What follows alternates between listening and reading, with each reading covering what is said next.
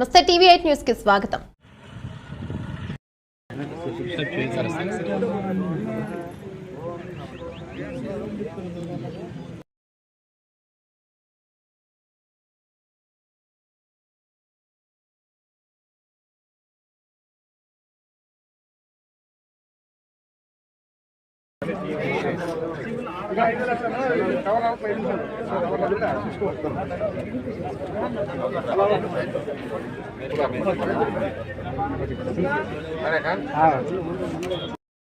ఈ సర్వే చేయడానికి ఒక నెల టైం తీసుకుంటుంది.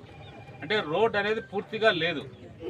అసలు ఈ రోడ్ లేకపోవడము, నేను ఆ కాంట్రాక్టర్తో మాట్లాడితే ఎట్లా చేస్తావు సురేంద్ర, ఇబ్బంది అవుతుంది కదా అంటే, ఇప్పుడు 23 కోట్లది ఇదే వర్క్ ఇప్పుడు మళ్ళీ ఎస్టిమేట్లు వేస్తే 46 కోట్లు అవుతుంది. అంటే అంతకంత పెరిగిపోయింది. ఇది ఇలాంటి ప్రోగ్రాం రాష్ట్రం అంతా కూడా ఉంది. అన్ని చోట్ల కూడా మన మంత్రి గారితో కూర్చొని చర్చించాము, ఈ ప్రాబ్లమ్స్ ఉన్నాయని.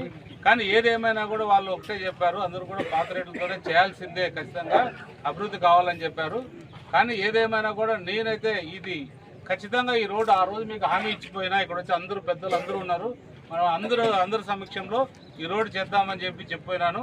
ఆ కాంట్రాక్టర్తో మాట్లాడి ఎవరినైనా పిలిచి చేస్తారా అంటే ఎవరు రాలేదు దీన్ని చేయడానికి. ఎందుకంటే తెలుసు నాకు ఖచ్చితంగా దీంట్లో భారీగా నష్టం వస్తుందనేది తెలుసు. సరే, వాళ్ళ మంది కూడా బలవంతం చేసి నష్టం వచ్చే పని వాళ్ళ దగ్గర ఎందుకు చేయించాలా? మా కంపెనీ వాళ్ళని నేను ఒప్పించుకున్నా, మా కంపెనీ వాళ్ళతో ఒప్పించుకొని ఈరోజు పొద్దున కూడా అంటే నన్ను అడుగు, మనకి చాలా లాస్ వస్తుంది కదా, ఎట్లా అంటే ఏమోలే ఇది చూద్దాము, ఏదో రకంగా వేరే దాంట్లో కవర్ చేసుకుందాం, ఇది మాట ఇచ్చినాం, ఈ రోడ్ చేయాలని చెప్పి గట్టిగా చెప్పడం జరిగింది. సరే, వాళ్ళు కూడా ముందుకు వెళ్ళండి, ఏమి సరే అట్టే కానీ అన్ని విధాలు. కాబట్టి కొంచెం మీరు సహకారం కావాలి. ఏదేమైనా కూడా 14-15 నెలల్లో ఈ రోడ్డు పూర్తి చేసే బాధ్యత మా కంపెనీ వాళ్ళు తీసుకుంటామన్నారు. ఖచ్చితంగా ఈ 14-15 నెలల్లో ఈ రోడ్డు పూర్తి చేసి మీకు మామూలు ట్రాఫిక్గా తిరిగే ఏర్పాట్లు చేసే బాధ్యత నాదని సభావంగా తెలియజేసుకుంటూ కూడా మరి వారి యొక్క స్థాయికి తగ్గట్టు ఉద్యోగాలు కల్పించేటటువంటి మరి సదావకాశము, మహద్భాగ్యము మరి మన నియోజకవర్గ శాసనసభ్యులు గారు మనకు ఆ అవకాశం కల్పిస్తూ ఉన్నారు. మరి కాబట్టి మనమందరూ కూడా సద్వినియోగం చేసుకోవాలి.